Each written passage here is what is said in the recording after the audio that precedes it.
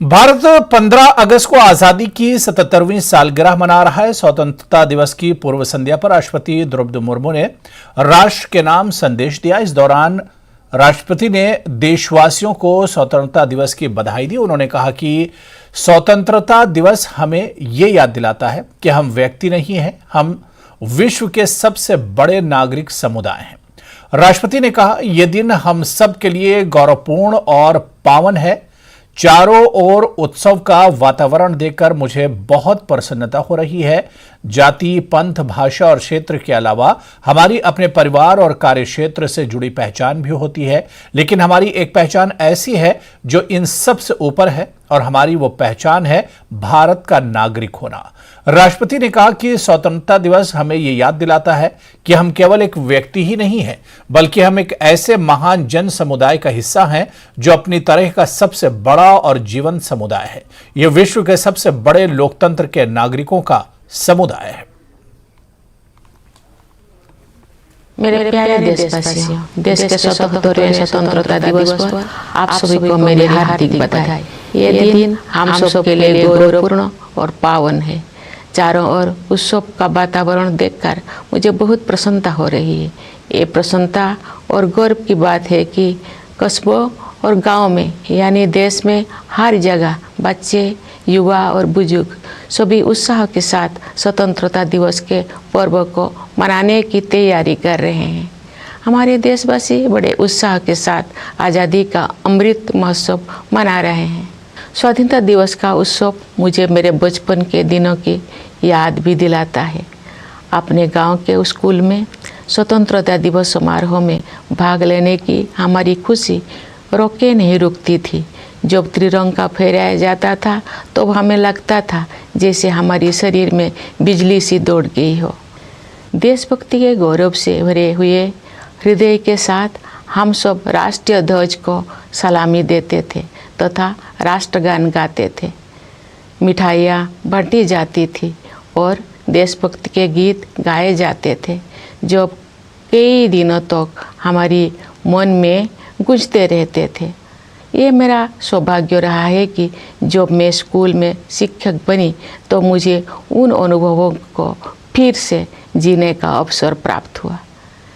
जब हम बड़े होते हैं तो हम अपने खुशी को बच्चों की तरह व्यक्त नहीं कर पाते, लेकिन मुझे विश्वास है कि राष्ट्रीय पर्व से जुड़े देशभक्ति की गहरी भावना में तनिक भी कमी नहीं आती है। स्वतंत्रता दिवस हमें ये याद दिलाता है कि हम केवल एक व्यक्ति ही नहीं है, बल्कि हम एक ऐसे महान जन समुदाय का हिस्सा है जो अपनी तरह का सबसे बड़ा और जीवंत समुदाय है। ये विश्व के सबसे बड़े लोकतंत्र के नागरिकों का समुदाय है। जब हम स्वतंत्रता दिवस समारोह मनाते हैं तो वास्तव में हम एक महान लोकतंत्र के नागरिक होने का उत्सव भी मनाते हैं। हमें हर एक की अलग अलग पहचान है।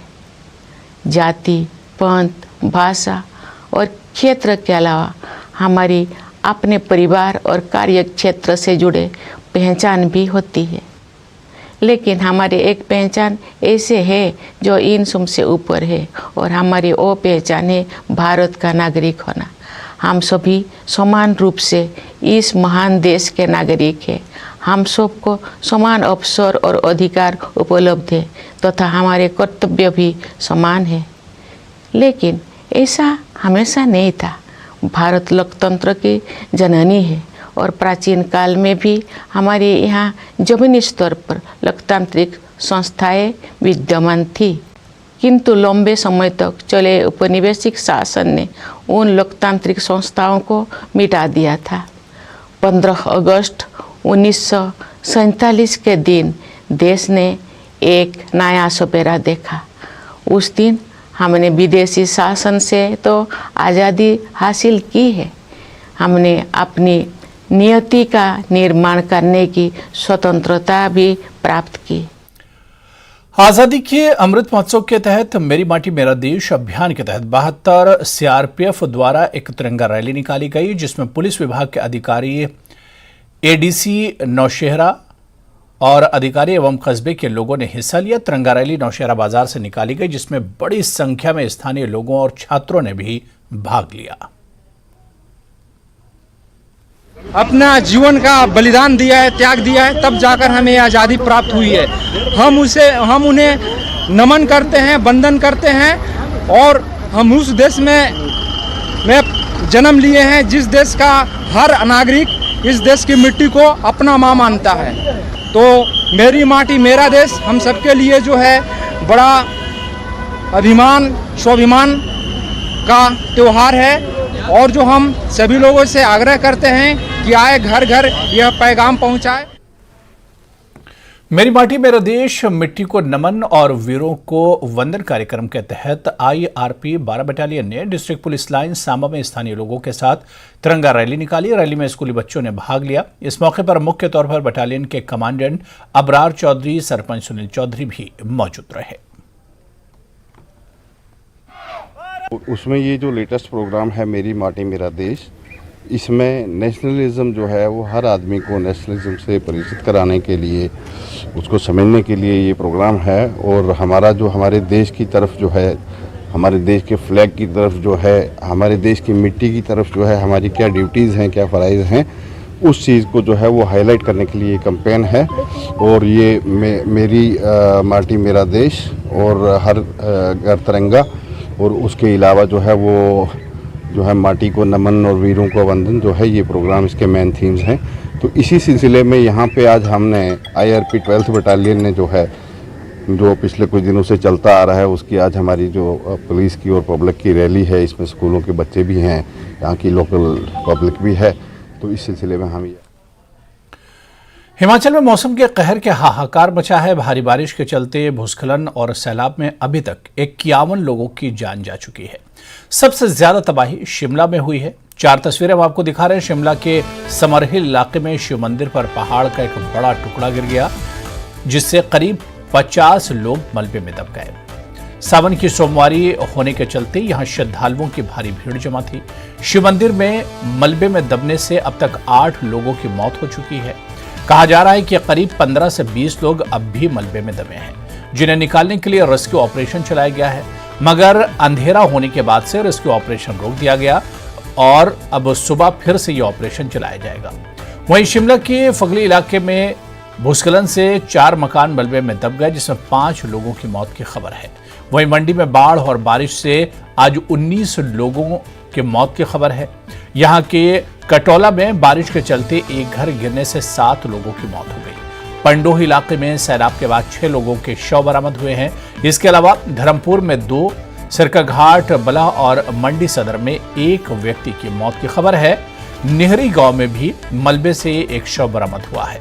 वहीं कांगड़ा जिले में बाथू पुल के पास एक जीप पर मलबा गिरने से एक ड्राइवर की मौत हो गई और बलूह पंचायत में बादल फटने से कई घरों को नुकसान पहुंचा है। सोलन के कंडाघाट में बादल फटने से 7 लोगों की मौत हो गई। भूस्खलन के चलते यहां हाईवे सहित कई सड़कें भी बंद हो चुकी हैं। हिमाचल के इतिहास में यह पहली बार है कि बाढ़ बारिश से एक दिन में 40 से ज्यादा लोगों की मौत हुई है।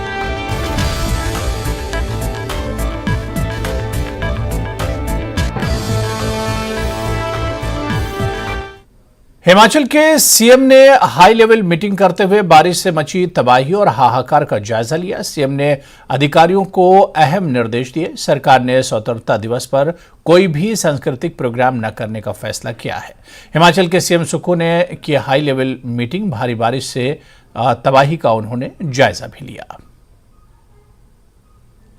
अभी जो मौतों का आंकड़ा आज के दिन का है वो 50 के करीब एक दिन में मौतें हो चुकी है और कुछ मिसिंग है। ये मौतों का आंकड़ा और भी बढ़ सकता है और मेरी अभी सभी आला अधिकारियों से बात हुई है और अभी हम रात में अभी और कुछ फैसले इस आपदा पीड़ित लोगों के लिए करने वाले हैं। मैंने अभी हाई लेवल मीटिंग करके ये फैसला किया है कि जितने हमारे यहाँ जिंदगियाँ हमें छोड़कर चली गई है ये स्वतंत्रता दिवस का कार्यक्रम सेरिमोनियल होगा। पूरे प्रदेश में कोई भी सांस्कृतिक कार्यक्रम नहीं किया जाएगा और जो भी परेड में पुलिस और एसडीआरएफ के जवान भाग लेते थे उनको भी इस परेड से निकाल दिया गया है।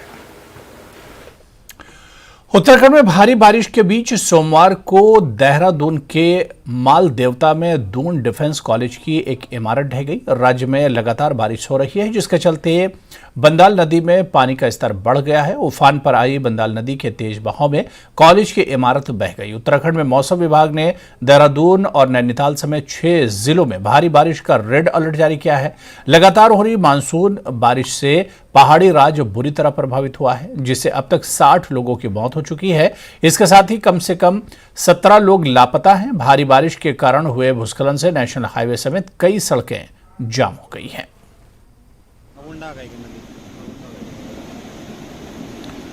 उधर जम्मू कश्मीर के राजौरी, थानामंडी और दरहाल में अचानक आई बाढ़ के कारण राजौरी सुखतोई नदी में पानी का भारी प्रभाव हो गया है और राजौरी पुलिस तुरंत कार्रवाई में जुट गई और झुग्गी वासियों को सुरक्षित क्षेत्रों में स्थानांतरित करना शुरू कर दिया। पुलिस ने आम जनता से भी अपील की है कि वे किसी भी दुर्घटना से बचने के लिए जल निकायों के पास न जाएं। बारिश की वजह से राजौरी की सतलू नदी का जलस्तर जो है वो बढ़ चुका है। पुलिस के एहलकार जो हैं यहाँ पहुँच चुके हैं, लोगों को बचाने का प्रयास जो है वो किया जा रहा है। कुछ लोग इस ब्रिज के पार हैं, जो छोटा सा ब्रिज आपको नज़र आ रहा है, इसके पार कुछ लोग जो हैं वो आपको नज़र आएंगे।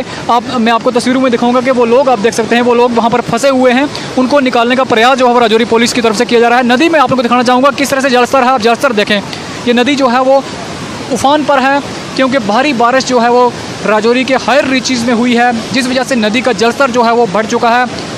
राजौरी का स्लम एरिया है और इस स्लम एरिया के नज़दीक रहने वाले लोगों को सलाह दी गई है कि वो अपनी झोंपड़ियाँ जो हैं वो खाली कर दें। तमाम झोंपड़ियों को खाली करवाया गया है और लोगों को यहाँ रेस्क्यू करने का प्रयास जो है वो किया गया है।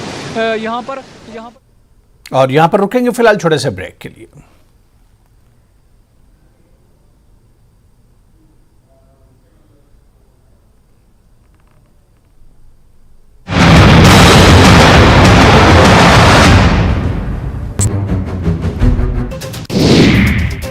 धमतरी में चलते ट्रक में लगी आग, बैटरी में शॉर्ट सर्किट के कारण लगी आग। रायपुर से उड़ीसा जा रहा था ट्रक।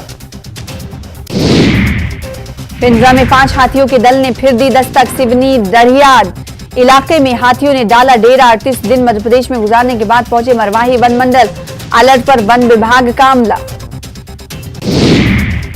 गरियाबंद में भीषण सड़क हादसा, 2 बाइक और स्कॉर्पियो में जोरदार टक्कर। हादसे में 5 लोग गंभीर रूप से घायल। घायलों को राजिम अस्पताल में किया गया भर्ती। राजस्थान के उदयपुर में श्री राजपूत करणी सेना की बैठक के दौरान फायरिंग। प्रदेश अध्यक्ष भंवर सिंह को लगी गोली, लोगों ने फायरिंग करने वाले को दबोचा। झुंझुनू के बुहाना में बदमाशों के हौसले बुलंद। 30 लाख की फिरौती की मांग पर ज्वेलर को मारी गोली। बदमाशों की तलाश में पुलिस ने इलाके में की नाकेबंदी। कोटा के कुन्हाड़ी में बाइक सवार बदमाशों ने बस पर पथराव कर दिया। पथराव में बस के परिचालक को चोट आई है। वारदात के बाद बदमाश मौके से फरार हो गए। भरतपुर में अपराधियों के खिलाफ पुलिस का एक्शन, हिस्ट्री शीटर। अपराधियों पर पुलिस की कार्रवाई। पुलिस की 61 टीमों ने 185 जगहों पर दी दबिश। पुलिस ने 119 अपराधियों को किया गिरफ्तार। टोंक में युवक का शव मिलने से सनसनी फैल गई। गेरोठी गांव के जंगल में शव मिला है, जिसकी सूचना के बाद मौके पर घाड़ थाना पुलिस पहुंची और जांच शुरू कर दी। बीकानेर में पुलिस के डर से एक बदमाश पेड़ पर चढ़ गया, जिसका वीडियो सोशल मीडिया पर तेजी से वायरल हो रहा है। पांचू थाने की पुलिस उसे पकड़ने गई, जिससे डरकर बदमाश पेड़ पर चढ़ गया। जालौर के अकोली गांव में एक साथ 8 घरों में चोरी का मामला सामने आया है। ये पहली घटना है। एक साथ 8 घरों के ताले तोड़कर सोने चांदी के आभूषण और नकदी सहित कीमती सामान केंद्रीय राज्य मंत्री डॉक्टर जितेंद्र सिंह ने जम्मू पठानकोट एनएच पर क्षतिग्रस्त हुए तरनाह पुल का दौरा कर मौके पर मौजूद संबंधित विभाग के अधिकारियों को जल्द से जल्द वैकल्पिक मार्ग तैयार किए जाने के निर्देश दिए। वहीं उन्होंने कहा कि अगर मौसम खराब न हुआ तो कुछ ही दिनों में वैकल्पिक मार्ग बनकर तैयार हो जाएगा, जिससे राहगीरों को बड़ी राहत मिलेगी। नहीं, सबसे पहले तो मैं धन्यवाद करूंगा और प्रशंसा करूंगा अपने मीडिया के मित्रों की कि यहाँ पर जो फ्लैश फ्लड के कारण जो ये नुकसान हुआ उसकी आपने बड़ी कंस्ट्रक्टिव तरीके से रिपोर्टिंग की है और समय समय पर आपने सुझाव दिए और कोई ये नहीं कह सकेगा कि कहीं मीडिया ने इस हुए नुकसान का फ़ायदा लेते हुए कोई और एजेंडा फॉलो किया है, बल्कि आपकी इनपुट से हमको भी लाभ पहुंचा और मुझे इस बात की तसल्ली है कि हम सब लोग जितने भी हम निर्वाचित प्रतिनिधि हैं पहले दिन से ही हम सक्रिय रहे। यहाँ पर क्या विकल्प हो सकते थे सबके ऊपर काम किया गया। बीआरओ और फौज के अधिकारी भी यहाँ लाए गए। लटून पुल लग सकता है उसकी संभावना भी के ऊपर भी विचार हुआ, लेकिन फिर ये सुझाव आया कि जिस प्रकार से अचानक फ्लैश फ्लड आ रहा है कहीं कोई वो बह जाए पुल और 3-4 गाड़ियाँ उसमें आ जाए तो एक और बहुत बड़ी ट्रेजेडी होगी। अब जैसा आप देख रहे हैं कि मौसम थोड़ा सा फर्क पड़ता है, ये अपनी हम इनके चूँकि काफ़ी इनके ऊपर प्रेशर है तो काम तेज़ी से शुरू करते हैं। दूसरे दिन बारिश हो जाती है तो थोड़ा अब हमारे मन में उस प्रकार की कोई शंका नहीं आनी चाहिए कि वो कामकाज में कोई किसी तरह की कमी है। आप देखते हैं जब हम घर मकान बनाते हैं अपना तो तब भी उस दिन लेंटर नहीं डालते जिस दिन बारिश होनी हो, और अगर हो जाए तो लेंटर बह जाता है, फिर तो ये नहीं ना कह सकते कि मैंने ही सीमेंट खा लिया। तो काम अपनी तरफ से बड़ी ईमानदारी से कर रहे हैं। हमारे NHAI वाले अधिकारी यहाँ पर रोज़ यहाँ रहते हैं। हम मेरे साथ दिन में 2 बार इनका संपर्क रहता है। जो हमारे RO है शंकर साहब, आज यहाँ नहीं है, उनके बेटे की शादी है, नहीं तो आज वो भी यहाँ थे। बाकी सारी टीम यहाँ पर आई हुई है। स्वतंत्रता दिवस के चलते अरनिया के सीमावर्ती क्षेत्र में चप्पे चप्पे पर सुरक्षा व्यवस्था को सुनिश्चित किया जा रहा है। इसके अलावा नाकों पर पुलिस और सुरक्षा बलों की संख्या बढ़ा दी गई है। पुलिस के साथ सुरक्षा बलों ने मोर्चा संभाल लिया और अन्य महत्वपूर्ण स्थानों पर पैनी नजर रखी जा रही है। हर आने जाने वाले वाहनों की जघन जांच की जा रही है। संदिग्ध लोगों पर नजर रखी जा रही है। अरनिया के थाना प्रभारी दीपक ने कहा कि सीमावर्ती क्षेत्र अरनिया में जम्मू कश्मीर पुलिस के जवान पूरी तरह से मुस्तैद हैं।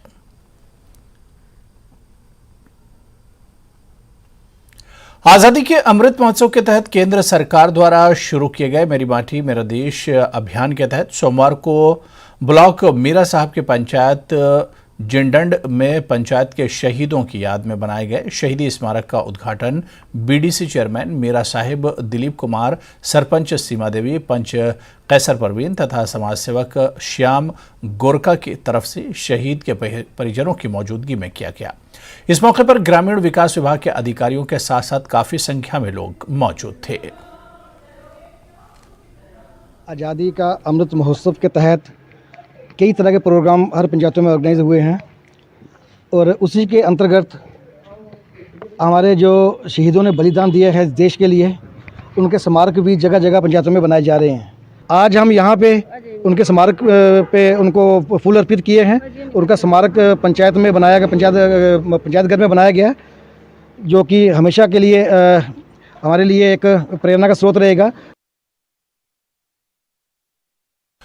युवा राजपूत सभा जम्मू द्वारा आज सांबा के सरोर टोल प्लाजा पर LG प्रशासन के खिलाफ नारेबाजी करते हुए टोल को बंद करने की मांग को लेकर प्रदर्शन किया। मीडिया से बात करते हुए युवा राजपूत सभा के सदस्यों ने कहा कि ये शांतिपूर्वक प्रदर्शन जम्मू कश्मीर प्रशासन को सिर्फ एक संदेश है और अगर जल्द से जल्द इस टोल को बंद नहीं किया गया तो आने वाले दिनों में राजपूत सभा बड़े पैमाने पर प्रदर्शन करेगी। जब तक पुल और रोड क्लियर ना हो तब तक ये टोल प्लाजा इसका टैक्स बिल्कुल नहीं देंगे हमारी लोग। और ये इस वक्त अमरनाथ यात्रा, मचेल यात्रा चल रही है, इन लोगों को शर्म नहीं आई तो हमारी जम्मू का प्रशासन सोया हुआ है। हम चाहेंगे, हमारे प्रशासन को ये बात कहना चाहते हैं कि ये टोल प्लाजा हम आज टेंडर देने आया, अगर हमारी ये बात नहीं मानेगी तो फिल्म भी दिखाएंगे। अरनिया में आज भाजपा की ओर से विभाजन विभीषिका स्मृति दिवस मनाया गया। इस मौके पर जम्मू पुंछ लोकसभा सीट से सांसद जुगल किशोर शर्मा, अरनिया म्यूनिसिपल कमेटी के चेयरमैन रमेश सैनी मुख्य तौर पर उपस्थित रहे। देश के विभाजन में विस्थापित तथा शहीद हुए देशवासियों की स्मृति में मौन जुलूस भी निकाला गया। इस दौरान बड़ी संख्या में लोग इसमें शामिल हुए।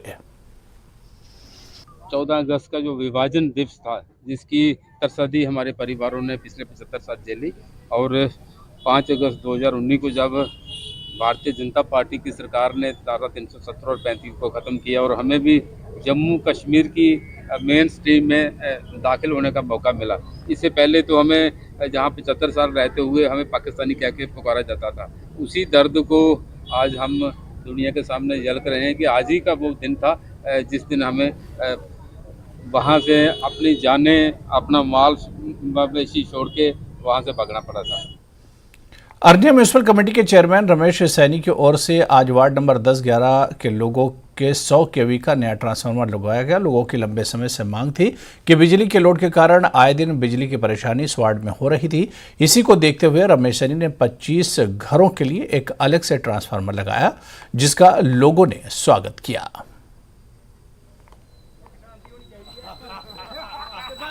लोगों की पुरानी डिमांड थी, जो 10 और 11 वार्ड के लोग थे, ओवरलोडिंग की वजह से दिन पे दिन लोग परेशान होते थे, तो उन्होंने डिमांड रखी थी, काफ़ी अरसे से डिमांड थी। आज इनकी डिमांड पूरी की जा रही है। ये 100 kV का ट्रांसफर हमने 10 और 11 वार्ड को दिया है। कम से कम 30-35 घरों का लोड इसमें पड़ेगा। और डीडीसी सदस्य सुचेतगढ़ तरनजीत सिंह टोनी तथा पंचायत के सरपंच सरदार ओंकार सिंह ने सोमवार को संयुक्त रूप के साथ पंचायत के अधीन गांव डेर में गली को पक्का करवाने का कार्य शुरू करा। इस मौके पर डीडीसी सुचेतगढ़ सरदार तरनजीत सिंह टोनी ने कहा कि डीडीसी बनने के बाद उन्होंने लगातार ब्लॉक के विकास तथा बेहतरी के लिए कई काम किए हैं। मैं समझता हूं कि ये इलाके की जो तरक्की का काम, जैसे ही हमारे चुनाव खत्म हुए थे डीडीसी के, उसके बाद सभी साथियों ने मिलकर हमारा बीडीसी तरसेम वार्ड ठीक नहीं है, वो नहीं आ पाई यहाँ पर, और सरपंच साहब हैं यहाँ पर, ओंकार जी, और पंच है हमारी छोटी बहन। तो मैं समझता हूँ कि ये एक विकास के कार्य की जो हमने तेजी लाई थी इस इलाके में, उसी का परिणाम है कि आज ये जो एक छोटा सा स्ट्रेच था कुछ घरों को जोड़ने के लिए मेन रोड से, तो उसका काम की शुरुआत की है हमने। तो मैं समझता हूँ कि इलाके के सभी लोगों को मुबारक है। इसमें सभी साथियों ने ऐसा सहयोग दिया कि हमारे इलाका, जो मैं आज बड़े दावे से कह सकता हूँ कि सुचेतगढ़ का ब्लॉक JNK में नंबर 1 ब्लॉक है। तो चलिए इस बुलेटिन में भी फिलहाल इतना ही। नमस्कार।